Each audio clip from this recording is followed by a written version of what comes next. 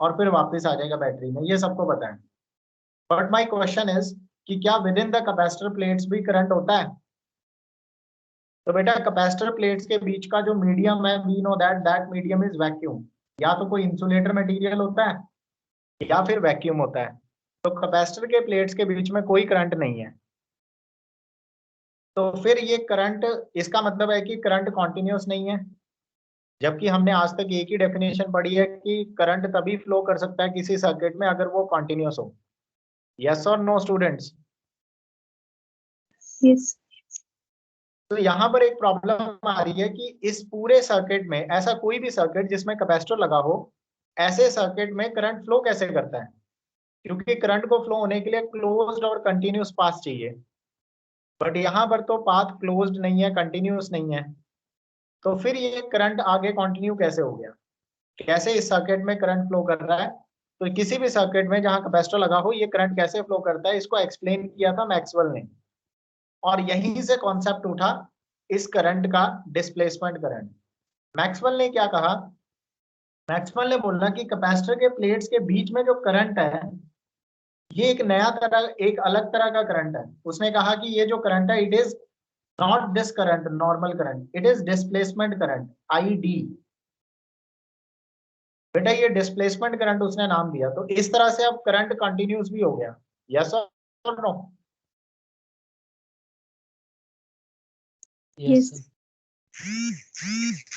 तो ये James Clark Maxwell ने बताया था ये वाला कॉन्सेप्ट कि कैपेसिटर के प्लेट्स के बीच में जो करंट आ रहा है, दैट इज डिस्प्लेसमेंट करंट। और इस तरह से पूरा का पूरा करंट हमारा कॉन्टिन्यूस हो गया। और ये जो बाहर करंट फ्लो कर रहा है, इस करंट को उसने नाम दिया कंडक्शन करंट।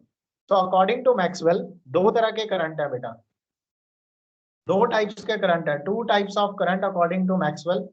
जिसने कल की क्लास लगाई थी हमने काफी डिटेल में पढ़ा था, बट आज मैं एक इंट्रोडक्शन दे रहा हूँ, यहां तक कि हमने किया था। So two types of current according to Maxwell.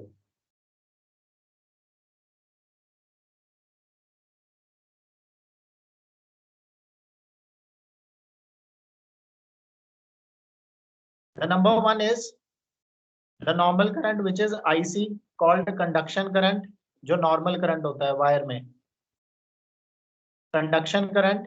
And the second one is displacement current, जो कैपेसिटर की प्लेट्स के बीच में है करंट, जहां कोई वायर नहीं है, कोई वैक्यूम नहीं है, मतलब सॉरी, कोई कंडक्टर नहीं है जिस कंडक्टर में ये चार्जेस फ्लो कर सकें। तो ये इस करंट की तरह नहीं है, ये अलग तरह का करंट है। यहाँ कोई कंडक्टर नहीं है कि यहाँ से यहाँ करंट फ्लो कर सके या कंडक्ट कर सके। तो ये जो नया करंट है, इसको नाम दिया डिस्प्लेसमेंट करंट। तो अकॉर्डिंग टू मैक्सवेल दो तरह के करंट है, और हम डिस्प्लेसमेंट करंट का कॉन्सेप्ट इसलिए पढ़ रहे हैं क्योंकि डिस्प्लेसमेंट करंट का कॉन्सेप्ट इलेक्ट्रोमैग्नेटिक वेव्स के साथ लिंक्ड है। सो आज हम इसी करंट को डिस्कस करेंगे बच्चे, डिस्प्लेसमेंट करंट। एक्चुअल में ये करंट आया कैसे, और इसको करंट नाम क्यों बोल रहे हैं, why it is called displacement current, ये भी बड़ा क्वेश्चन है। Why it is called current?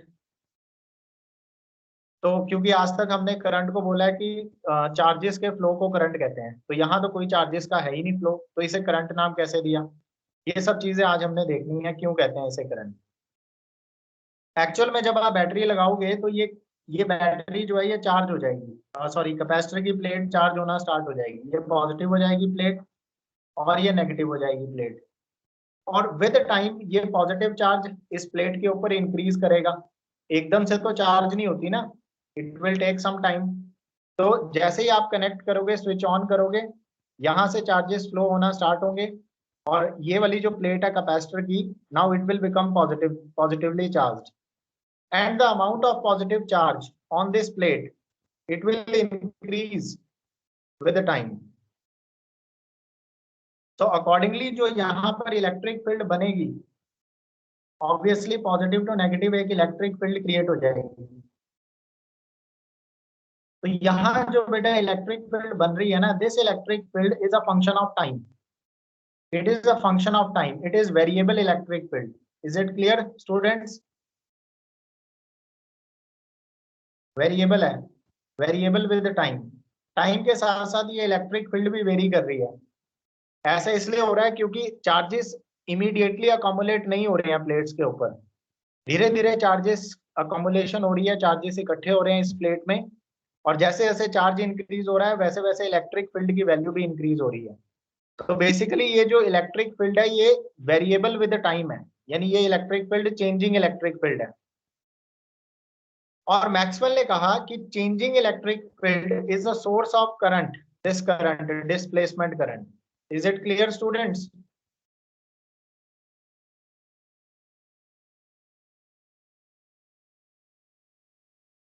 Yes, sir. I repeat, displacement current is not the current due to flow of charges, it is the current due to changing electric field। क्योंकि capacitor के plates के बीच में electric field change हो रही है, so this current which is produced due to the changing electric field that is called displacement current. तो इस कॉन्सेप्ट को सीख लो, ये नया करंट है डिस्प्लेसमेंट करंट, जो कंडक्शन करंट से बिल्कुल अलग है। तो नाउ बेटा डिस्प्लेसमेंट करंट की आप डेफिनेशन दे रहे हैं। Displacement current, so basically displacement current is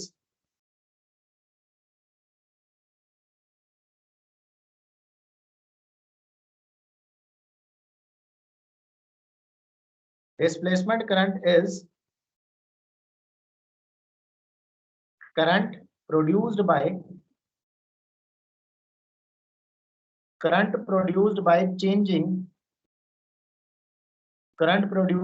changing electric field, or you can say that electric flux। Electric field change होगी तो इलेक्ट्रिक फ्लक्स भी चेंज होगा। So this is the definition of displacement current, and by definition अगर हम इसका expression लिखें तो displacement current is given by this formula। बेटा displacement current is directly proportional to change in electric flux, rate of change in electric flux। पाई ई आपको पता है electric flux होता है, तो कितना ज्यादा चेंज आ रहा है इलेक्ट्रिक फ्लक्स में और कितने टाइम में वो चेंज आ रहा है, rate of change of electric flux के डायरेक्टली प्रोपोर्शनल होता है डिस्प्लेसमेंट करंट। जितना ज्यादा इलेक्ट्रिक फ्लक्स चेंज होगा उतना ही ज्यादा displacement current. So when you replace this proportionality sign with equal to sign, you will get a constant which is called epsilon zero। ये depend करता है कि वहाँ मीडियम कौन सा था। तो बेटा हमारे कैपेसिटर प्लेट्स के बीच में मीडियम कौन सा था जहाँ ये इलेक्ट्रिक फील्ड चेंज हो रही है? Vacuum. Because that medium was vacuum, तो यहाँ पर जो कांस्टेंट आएगा it is epsilon zero, permittivity of vacuum. Epsilon zero, rate of change of electric flux with time। So this is displacement current, formula of displacement current। Is it clear everyone? Yes, sir. Now the next question is why it is called current। ये कौन सा charges के flow की वजह से है? So now why it is called current? Why ID is named as current? इसको current क्यों कहते हैं?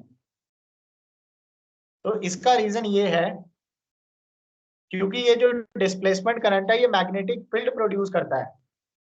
So just like normal current, इसका आंसर बता रहा हूं, just like normal current,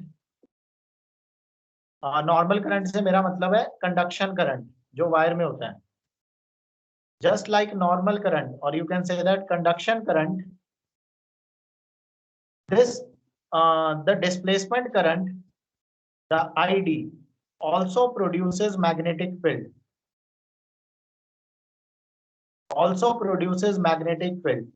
and therefore it is named as current।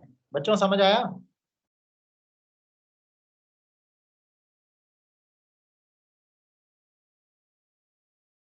ये concept हम पहले से जानते हैं कि करंट की वजह से मैग्नेटिक फील्ड प्रोड्यूस होती है, ये सबको पता है ना?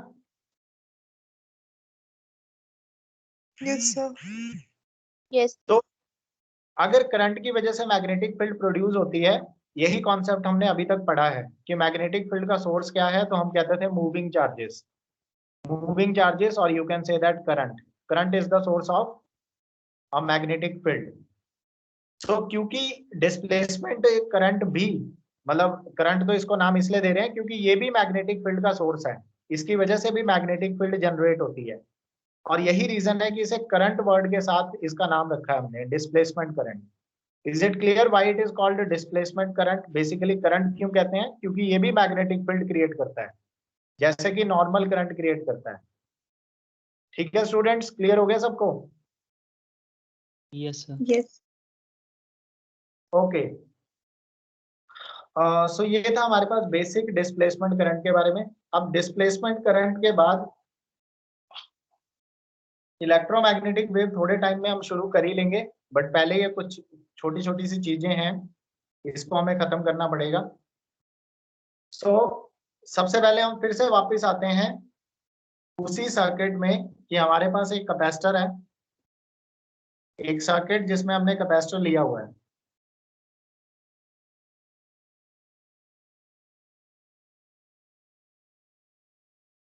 This is positive, this is negative.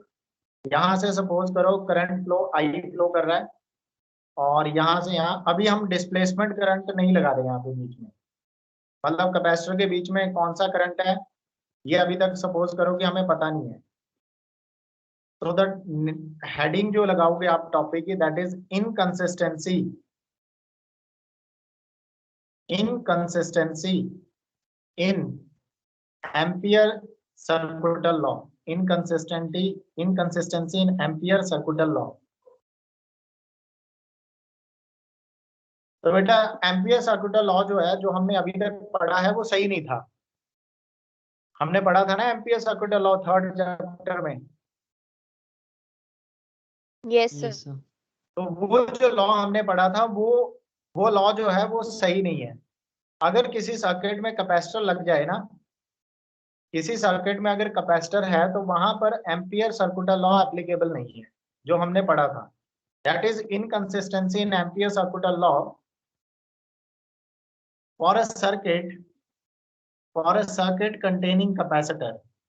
कोई भी सर्किट जिसमें कैपेसिटर लगा है वहां पे एम्पियर सर्कुटल लॉ वैलिड ही नहीं है, for a circuit containing capacitor. और ये बात किसने एक्सप्लेन की? ये बात एक्सप्लेन की मैक्सवेल ने। आओ देखते हैं कैसे। यहां पर आप एक पॉइंट सेलेक्ट करो, consider a point outside the capacitor plates somewhere, यहां पे कहीं पे।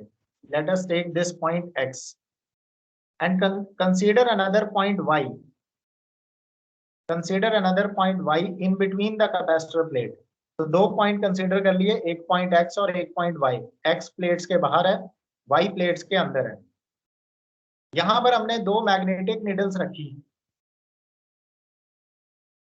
मैग्नेटिक निडल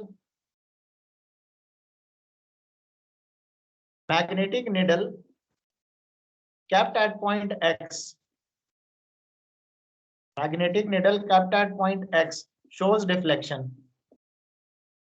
पॉइंट x पे रखी हुई मैग्नेटिक निडल ने डिफ्लेक्शन शो की। इसका मतलब है यहाँ मैग्नेटिक फील्ड प्रेजेंट है, तभी तो मैग्नेटिक निडल डिफ्लेक्ट हो रही है। कोई रीजन बता सकता है कि यहाँ पे मैग्नेटिक फील्ड क्यों है?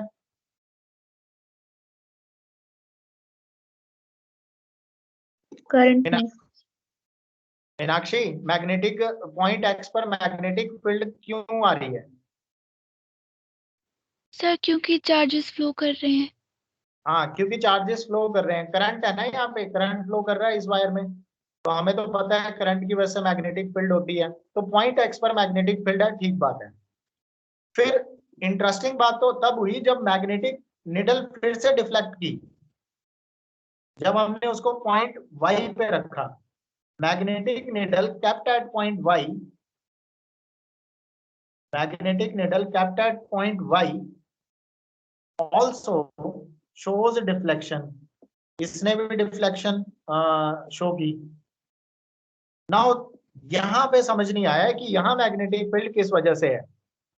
ये मैं तब की बात कर रहा हूं जब डिस्प्लेसमेंट करंट का कॉन्सेप्ट नहीं पता था किसी को। अब यहाँ पे ये बात समझ नहीं आ रही कि कैपेसिटर प्लेट्स के बीच में कोई चार्जेस फ्लो नहीं कर रहे, क्योंकि चार्जेस फ्लो करते ही नहीं है। यहाँ तो वैक्यूम होता है पूरा, कोई कंडक्टर ही नहीं है बीच में कि चार्जेस फ्लो कर सकें। और अगर मूविंग चार्जेस नहीं है, करंट नहीं है, तो फिर यहाँ पे मैग्नेटिक फील्ड है कैसे? क्योंकि एक्सपेरिमेंटली तो निडल ने डिफ्लेक्शन शो की जब यहाँ निडल रखी। So magnetic needle it is showing deflection at point y and it is indicating कि y पॉइंट पर मैग्नेटिक फील्ड तो है, बट इसका समझ नहीं आ रहा कि ये मैग्नेटिक फील्ड क्यों है। तो फिर बेटा मैक्सवेल ने एक्सप्लेन किया कि ये यहाँ पर जो मैग्नेटिक फील्ड है वो किस वजह से है, डिस्प्लेसमेंट करंट की वजह से है। फिर ये कॉन्सेप्ट इंट्रोड्यूस हुआ। सबको समझ आ गया? Yes, sir. यस चलो पहले तो ये देखते हैं कि ये लॉ गलत कैसे प्रूव हो रहा है। आओ चेक करते हैं, क्योंकि एक्सपेरिमेंटली तो ये रिजल्ट्स हैं हमारे पास, ये एक्सपेरिमेंटल रिजल्ट्स हैं। एक्सपेरिमेंटल रिजल्ट्स तो ये आए, हमने मैग्नेटिक नीडल रखी, एक्स पॉइंट पे मैग्नेटिक फील्ड है, वाई पॉइंट पे मैग्नेटिक फील्ड है, एंड उससे भी इंटरेस्टिंग बात है कि the value of magnetic field, the magnitude and direction is same. The magnitude and direction of magnetic field at point x and y is same। इसका मतलब है पॉइंट x और पॉइंट y पर मैग्नेटिक फील्ड की value और उसकी direction same आ रही है। ये एक्सपेरिमेंटल है, एक्सपेरिमेंट परफॉर्म किया, उसके बाद समझ आया कि दोनों जगह मैग्नेटिक फील्ड की वैल्यू भी सेम है और उसकी डायरेक्शन भी सेम है। बट जब हम एम्पियर सर्कुलर लॉ लगा के कैलकुलेशन करने लगे तब देखते हैं क्या रिजल्ट आ रहा है। नाउ सबसे पहले अप्लाइंग एम्पियर सर्कुलर लॉ। अब आती है थ्योरेटिकल कैलकुलेशंस। एक्सपेरिमेंटल तो हो गई, अब आती है थ्योरेटिकल रिजल्ट्स क्या आ रहे हैं। थ्योरेटिकल रिजल्ट्स यहां से शुरू किए हमने। तो सबसे पहले अप्लाई कर रहे हैं Ampere circular law at point x. Point x पर लगाया, उसके लिए हमें एक एम्पीरियन लूप ड्रॉ करना पड़ेगा। यहां पर मैं एक एम्पीरियन लूप बनाता हूं पहले। तो x पॉइंट के अबाउट ये जो मैं यहाँ पे लूप बना रहा हूँ, दिस इज एम्पीरियन लूप। और ऐसे ही y पॉइंट के अबाउट भी एक एम्पीरियन लूप बनाऊंगा यहाँ पे। तो हमने दो एम्पीरियन लूप कंसीडर किए, एक पॉइंट x पर, this is Ampere loop 1, Ampere loop 1, और दूसरा कंसीडर किया है पॉइंट y पर, दैट इज एम्पियर लूप 2। तो पहले एम्पियर लूप 1 पे देखते हैं। एम्पियर सर्कुलर लॉ की स्टेटमेंट आस्था आप बताओ, एम्पियर सर्कुलर लॉ की स्टेटमेंट।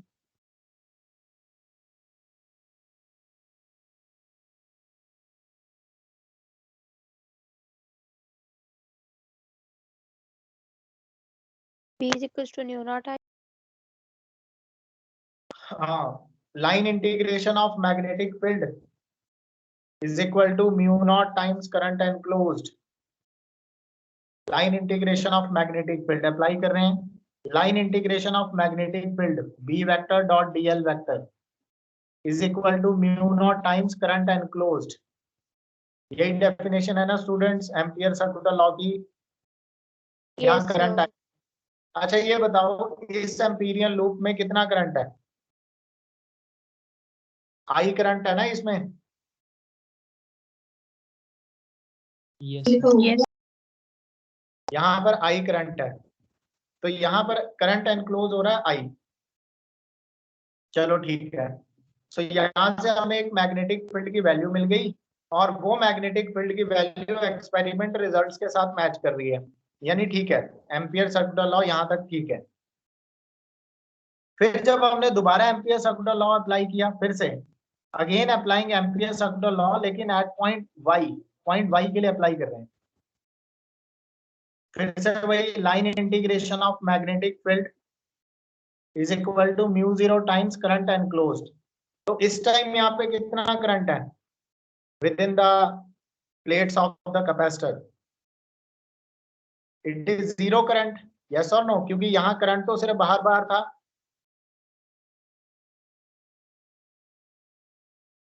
डिस्प्लेसमेंट करंट नहीं लेंगे यहाँ पे? लेंगे, लेकिन मैं तब की बात कर रहा हूँ कि जब हमें डिस्प्लेसमेंट करंट नहीं पता था, बाद में मॉडिफाई करेंगे इसको। Okay sir. तो अभी ये मैं क्या बता रहा हूँ, इनकंसिस्टेंसी, यानी जो एम्पियर सर्कुलर लॉ हमने पढ़ा था वो कैपेसिटर के लिए प्रॉब्लम क्रिएट कर रहा है। यहाँ पर आकर एम्पियर सर्कुलर लॉ इनकंसिस्टेंट हो रहा है। तो क्योंकि तब तक हमें पता ही नहीं था ना कि करंट कैपेसिटर के प्लेट्स के बीच में डिस्प्लेसमेंट करंट भी है, अभी तो पता है बट अभी के लिए मान के चलो कि नहीं है, तो करंट सिर्फ बाहर है। तो यहाँ पर एट पॉइंट वाई पुराने वाला एम्पियर सर्कुलर लॉ लगाते हैं तो समझ में आता है कि यहाँ पे कोई करंट है ही नहीं, और अगर यहाँ पे कोई करंट नहीं है तो करंट एनक्लोज्ड हो गया जीरो, जीरो करंट है, तो ऑब्वियसली मैग्नेटिक फील्ड भी क्या आएगी, जीरो। यस और नो?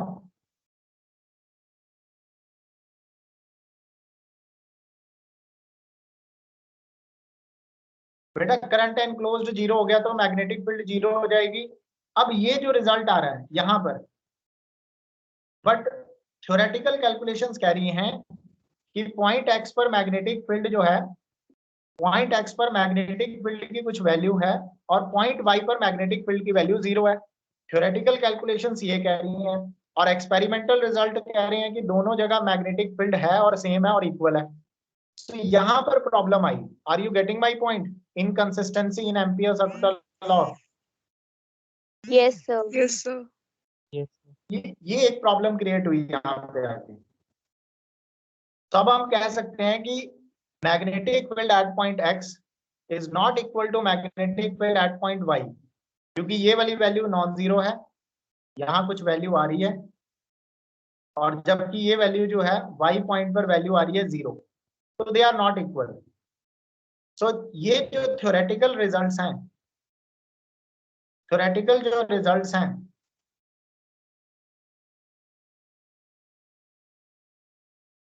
थ्योरेटिकल रिजल्ट्स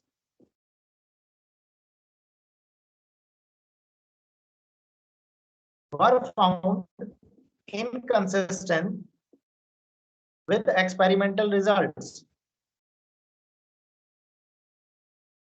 तो यहाँ पर हम लोग कह सकते हैं कि एम्पियर सर्कुलर लॉ वैलिड नहीं है। तो this inconsistency is explained bye the concept of displacement current, और बाद में मैक्सवेल ने इसको एक्सप्लेन किया कि एम्पियर सर्कुलर लॉ गलत है। एक्चुअल में आपको पता ही नहीं है कि करंट दो तरह के हैं, उसने बाद में ये बोला। कल मैं ये बता रहा था, हिस्ट्री भी बता रहा था कि इतनी इजीली सबने विश्वास नहीं किया कि डिस्प्लेसमेंट करंट जैसी कोई चीज होती है, जब तक कि उसने प्रूफ करके नहीं बताया। क्योंकि ना बहुत ज्यादा पुराना कॉन्सेप्ट बिल्ड हो चुका था सबके माइंड में कि करंट जो है वही करंट वही हो सकता है जो चार्जेस के फ्लो होने की वजह से होता है, और मैग्नेटिक फील्ड भी तभी पॉसिबल है जो करंट की वजह से होती है। तो कोई भी ये मानने को तैयार नहीं था कि डिस्प्लेसमेंट करंट जैसी कोई चीज होती है। इवन मैक्सवेल ने बताया फिर भी नहीं कोई मान रहा था, जब तक कि उसने प्रूफ नहीं किया।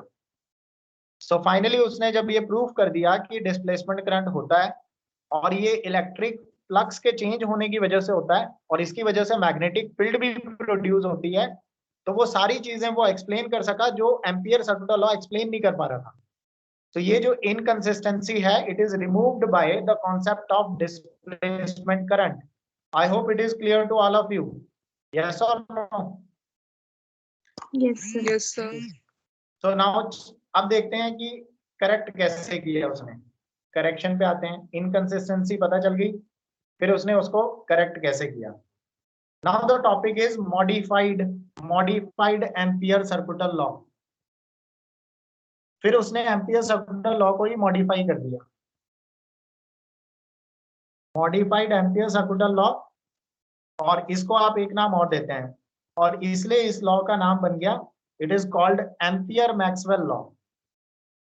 मतलब एम्पियर के साथ साथ मैक्सवेल का नाम भी अटैच हो गया इसमें, क्योंकि मैक्सवेल ने ये कॉन्सेप्ट इंट्रोड्यूस किया कि ये लॉ वैलिड नहीं है, सही नहीं है, इसको मॉडिफिकेशन चाहिए, और उसने मॉडिफाई करके इस लॉ को डिफाइन किया एम्पियर मैक्सवेल लॉ के नाम से। सो the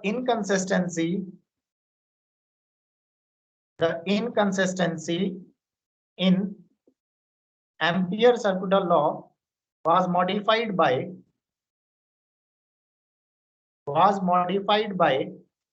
Maxwell by introducing the concept of displacement current।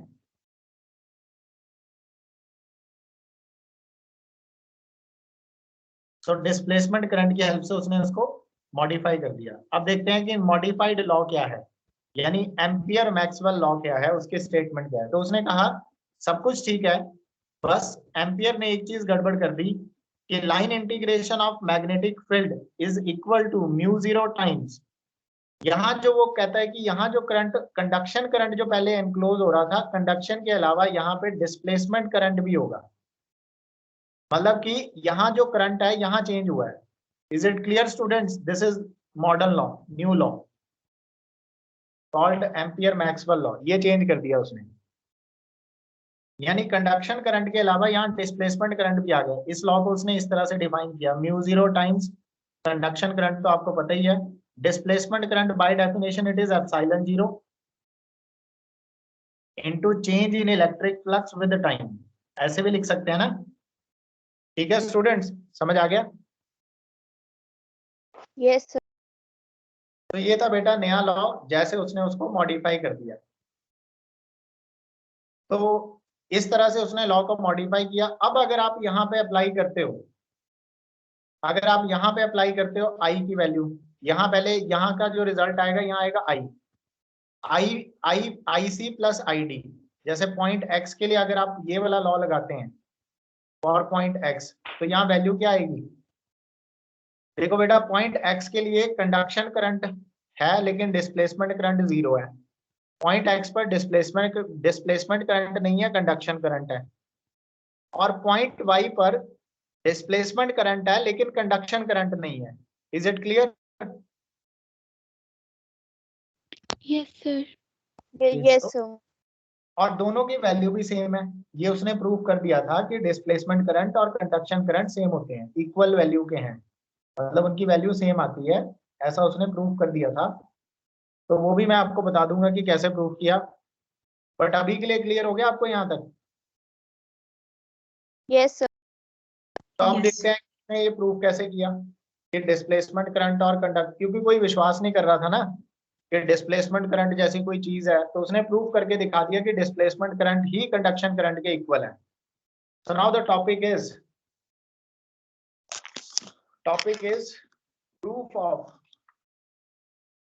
Proof कर दिया कि डिस्प्लेसमेंट करंट और कंडक्शन करंट इक्वल है। Now proof of this conduction current is equal to displacement current। तो ये हमारी हेडिंग लग गई, कंडक्शन करंट डिस्प्लेसमेंट करंट के इक्वल है, ये हेडिंग लग गई। तो इस चीज को हम लोग प्रूव करेंगे। तो स्टार्ट किया उसने डिस्प्लेसमेंट करंट की डेफिनेशन से। डिस्प्लेसमेंट करंट की डेफिनेशन बताओ आरजी, डिस्प्लेसमेंट करंट की डेफिनेशन फॉर्मूला बताओ। Sir, ID is equal to Epsilon. epsilon naught d phi E by dt. Very good. It is epsilon naught change in electric flux, rate of change in electric flux, d phi E by dt। चलो यहाँ आ गया। अब यहाँ पे हमारे पास capacitor की plates हैं, ये मान लो यहाँ पे हैं, ये कैपेसिटर की प्लेट्स हैं, ये पॉजिटिव चार्ज है, यहाँ नेगेटिव चार्ज है। मान लो ये बेटा प्लस क्यू चार्ज हो गया, ये माइनस क्यू चार्ज हो गया। ऑब्वियसली इसके बीच में इलेक्ट्रिक फील्ड है जो टाइम के साथ चेंज हो रही है, जैसा मैंने एक्सप्लेन भी किया पहले। यहाँ इलेक्ट्रिक फील्ड है which is changing with time, बीच में इलेक्ट्रिक फील्ड है। नाउ किसी भी प्लेट की वजह से इलेक्ट्रिक फील्ड कितनी होती है आओ चेक करते हैं। इस प्लेट की वजह से इलेक्ट्रिक फील्ड की वैल्यू, पॉजिटिव प्लेट की वजह से इलेक्ट्रिक फील्ड की वैल्यू चेक करते हैं। It is sigma bye 2 epsilon zero, सबको पता होगा। नेगेटिव प्लेट की वजह से इलेक्ट्रिक फील्ड की वैल्यू, ई नेगेटिव की वजह से, it is also sigma bye 2 epsilon zero. Yes और नो? ये पढ़ चुके हैं हम लोग पहले भी। Yes. बेटा गॉस थ्योरम की एप्लीकेशन में पढ़ा था ना, इलेक्ट्रिक फील्ड की वैल्यू प्लेन शीट की वजह से होती है sigma bye 2 epsilon zero. Positive plate की वजह से डायरेक्शन देखो, पॉजिटिव की वजह से यहाँ मिडल में डायरेक्शन देखनी है, बीच में। तो ड्यू टू पॉजिटिव प्लेट जो इलेक्ट्रिक फील्ड की डायरेक्शन है वो भी नोट करो, it is away from the positive charge. तो जो इलेक्ट्रिक फील्ड की डायरेक्शन है पॉजिटिव वाली, वो इस डायरेक्शन में है, away from the positive charge. और नेगेटिव प्लेट की वजह से डायरेक्शन देखते हैं, नेगेटिव प्लेट की वजह से होती है टुवर्ड्स द नेगेटिव चार्ज। तो यहाँ जो इलेक्ट्रिक फील्ड है due to negative plate that is towards the negative charge, यानी दोनों ई पॉजिटिव और ई नेगेटिव ये दोनों ही सेम डायरेक्शन में है। Is it clear? यस। तो नेट इलेक्ट्रिक फील्ड क्या हुई? नेट इलेक्ट्रिक फील्ड निकालते हैं क्योंकि दोनों सेम एडिशन हो जाएगी। ऐड हो जाएगी sigma bye 2 epsilon 0 sigma bye 2 epsilon 0, तो आंसर आ जाएगा सिग्मा बाय एप्सिलॉन 0 से। यानी जो टोटल इलेक्ट्रिक फील्ड है in between the plates of the capacitor that is sigma by epsilon 0, या इसको आप लिख सकते हो Q divided by A epsilon 0, क्योंकि सिग्मा होता है चार्ज अपॉन एरिया, तो ये वैल्यू आ गई। ठीक है,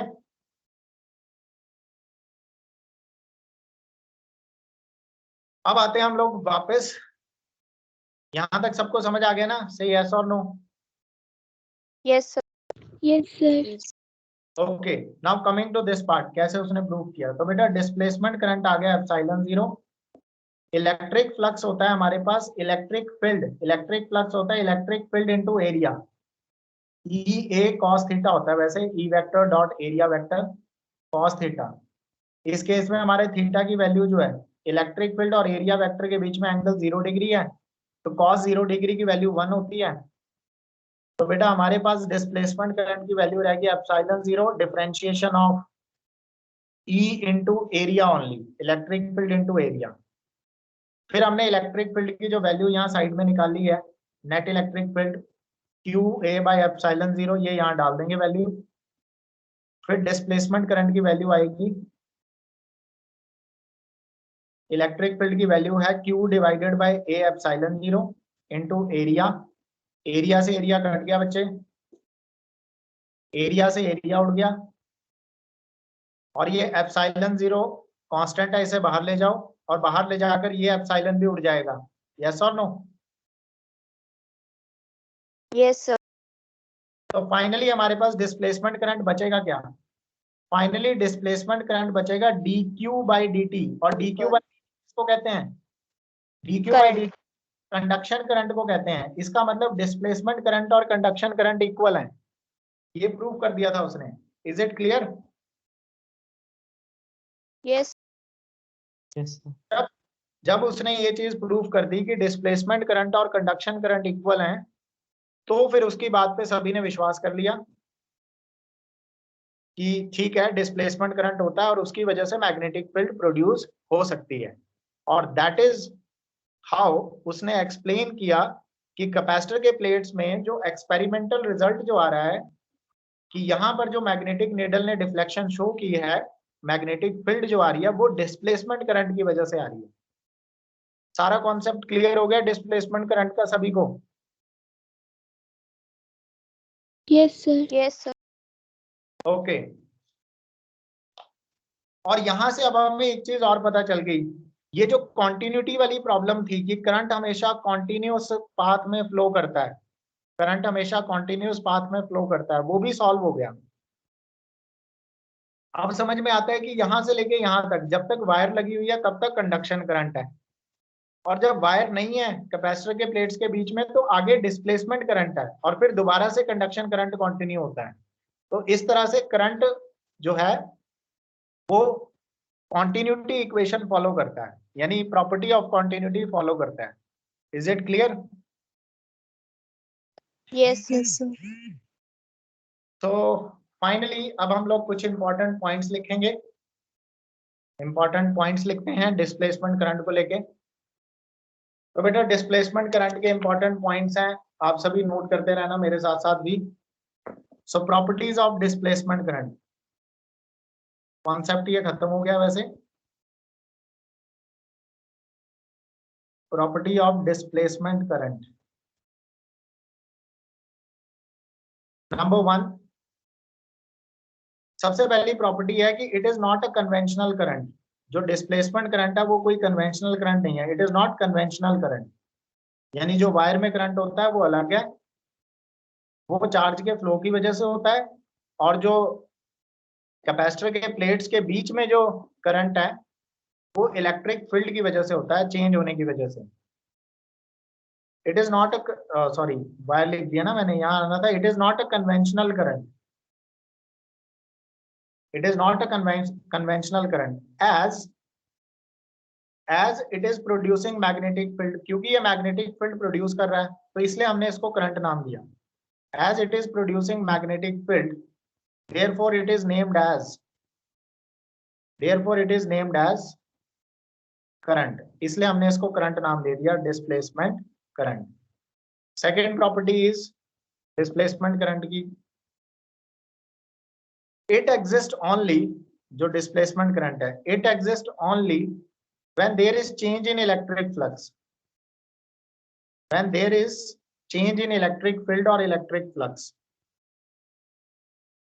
जब इलेक्ट्रिक फील्ड चेंज होती है या आप इलेक्ट्रिक फ्लक्स कह लो, ये सिर्फ तब आएगा जब भी इलेक्ट्रिक फ्लक्स चेंज होगा, समझ लो डिस्प्लेसमेंट करंट है. अगर बेटा इलेक्ट्रिक फ्लक्स में चेंज ना आए तो d phi E by d t वो टर्म जीरो हो जाएगी, तो डिस्प्लेसमेंट करंट भी जीरो हो जाएगा. तो ये करंट सिर्फ तब रहेगा जब इलेक्ट्रिक फ्लक्स में चेंज होगा. Third property is it does not exist. ये इसी पॉइंट को हम इलेबोरेट करके लिख रहे हैं. It does not exist, displacement current does not exist under steady conditions. Steady condition समझते हो ना, जब कोई चेंज नहीं हो रहा फ्लक्स में तब ये करंट नहीं आएगा. क्लियर हो गया?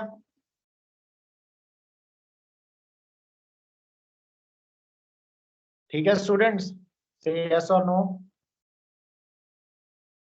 Yes. Yes. And the fourth one that is the property of continuity. तो हम कह सकते हैं together with conduction current,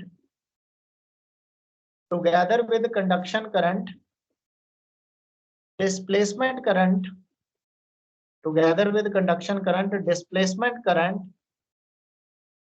satisfies the property of continuity. ये पॉइंट समझ आ रहा है स्टूडेंट्स?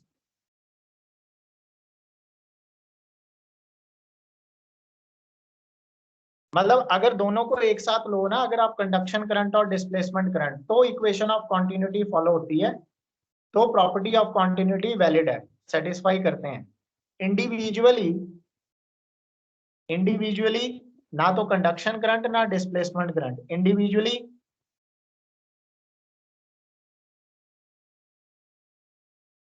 डिसकंटीन्यूअस होते हैं. Is it clear students?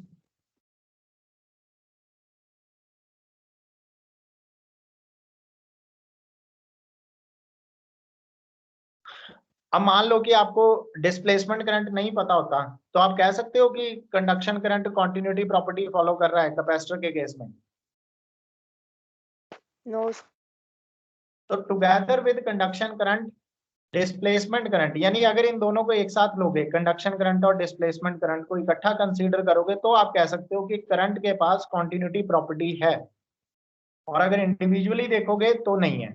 कुछ केसेस में हो सकती है, लेकिन ये स्टेटमेंट सही नहीं है कि individually they have property of continuity everywhere, क्योंकि कैपेसिटर के केस में आके फेल हो जाएगा फिर. यस और no? Yes. So these are some important points regarding the displacement current. तो यहाँ से बेटा डिस्प्लेसमेंट करंट का कॉन्सेप्ट खत्म. अब हम लोग स्टार्ट करेंगे इलेक्ट्रोमैग्नेटिक वेव के बारे में. अब यहाँ से एक चीज ध्यान देना, मेरी बात ध्यान से सुनना. इलेक्ट्रोमैग्नेटिक वेव में मैंने आपको उसका सोर्स बताया है. सोर्स मतलब वो जनरेट कैसे होती है, ये सबने याद रखना है बेटा. इलेक्ट्रोमैग्नेटिक वेव क्रिएट होती है ऑसिलेशन से. किसकी ऑसिलेशन से? आस्था, किसकी ऑसिलेशन से? Electric field and magnetic field. Very good. Electric field and magnetic field की ऑसिलेशन से क्रिएट होती है. और जब इलेक्ट्रिक फील्ड ऑसिलेट करेगी तो मैग्नेटिक फील्ड क्रिएट होगी. ये बताया ना अभी किसने बताया? मैक्सवेल ने, कि अगर इलेक्ट्रिक फ्लक्स में चेंज आ रहा है, यानी अगर इलेक्ट्रिक फील्ड ऑसिलेट करेगी तो उसकी वजह से करंट आएगा, डिस्प्लेसमेंट करंट, और डिस्प्लेसमेंट करंट की वजह से मैग्नेटिक फील्ड प्रोड्यूस होगी. Is it clear everyone? I repeat, Maxwell ने क्या स्टेटमेंट दी? मैक्सवेल ने ये स्टेटमेंट दी कि अगर इलेक्ट्रिक फ्लक्स यानी इलेक्ट्रिक फील्ड ऑसिलेट करेगी, इलेक्ट्रिक फ्लक्स चेंज करेगा, तो फिर डिस्प्लेसमेंट करंट आएगा। और अगर डिस्प्लेसमेंट करंट आएगा तो डिस्प्लेसमेंट करंट की वजह से मैग्नेटिक फील्ड प्रोड्यूस होगी। इसका सिंपल सा मतलब ये है कि जब जब फ्लक्स में चेंज आएगा तब तब मैग्नेटिक फील्ड प्रोड्यूस होगी। यानी oscillating electric field can generate magnetic field. Is this line correct?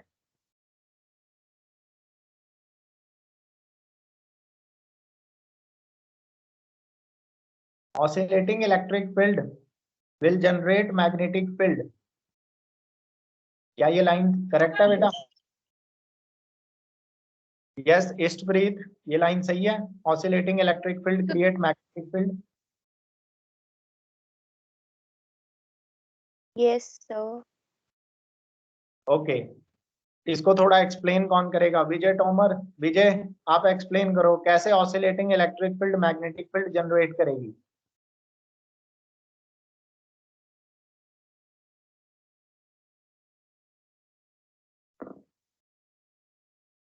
Vijay answer करो तभी सीखोगे, गलत सही कुछ भी।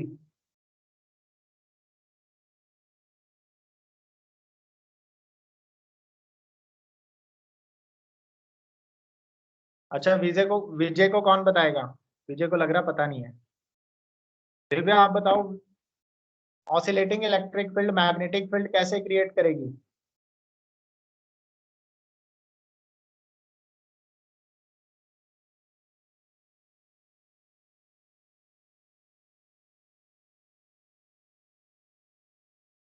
दिव्या आपको मेरी आवाज आ रही है? कहाँ गई दिव्या? तो गायब ही होगी Divya.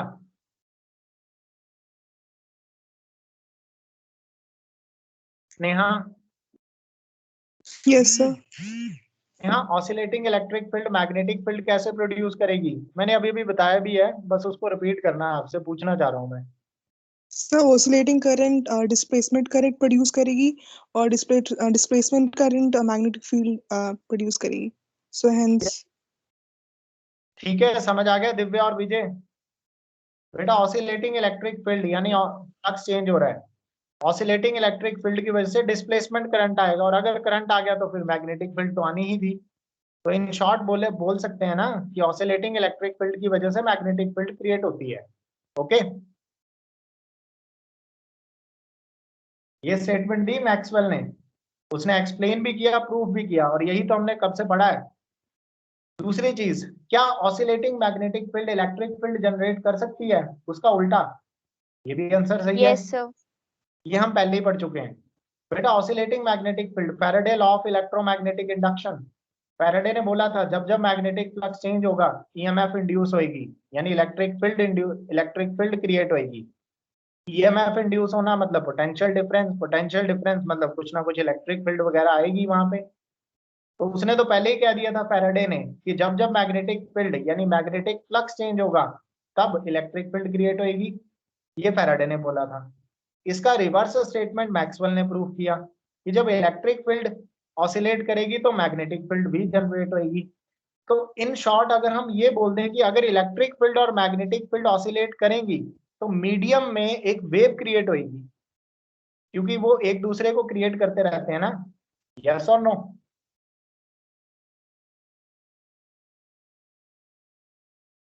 oscillating electric field will magnetic field, and in turn magnetic field will create electric field, again in turn electric field will create magnetic field, और ये प्रोसेस चलता रहेगा। और इस तरह से मीडियम में या मीडियम के बगैर भी एक वेव क्रिएट हो जाएगी वहां पे, and that is what is electromagnetic wave. ये इतनी सिंपल वेव नहीं है जैसे मीडियम के पार्टिकल ऑसिलेट किए तो वेव बन गई। समझ आ गया? Yes, तो sir. Yes, चलो यस सर। ये कॉन्सेप्ट मैं समझा रहा था, अच्छे से पढ़ लेना इसको, और अपनी बुक रीडिंग की हैबिट बनाओ, नोट्स साथ साथ में बनाते रहो, क्योंकि हर बार मैं नोट्स सेंड नहीं करूंगा आपको। तो आपको ये काम प्रॉपर्ली एक बुक फॉलो करो, कोई भी जो भी आपके पास है, एसएल अरोड़ा है, प्रदीप पब्लिकेशन की है, या वट कोई भी बुक, मॉडर्न्स की है, दिनेश की है, वट सभी बुक्स में सेम मैटर ही है, एनसीईआरटी को भी रीड करो। तो अपनी बुक रीडिंग की हैबिट बनाओ और अपने नोट्स बनाते रहो। इस बार नोटबुक चेक होगी आपकी, ठीक है? तो साथ साथ में नोटबुक बनाते Okay. रहना। Okay students, thank you. किसी को कुछ पूछना है तो पूछ लो। Any doubt? No, sir. Okay, thank you. Thank you, sir. Thank you.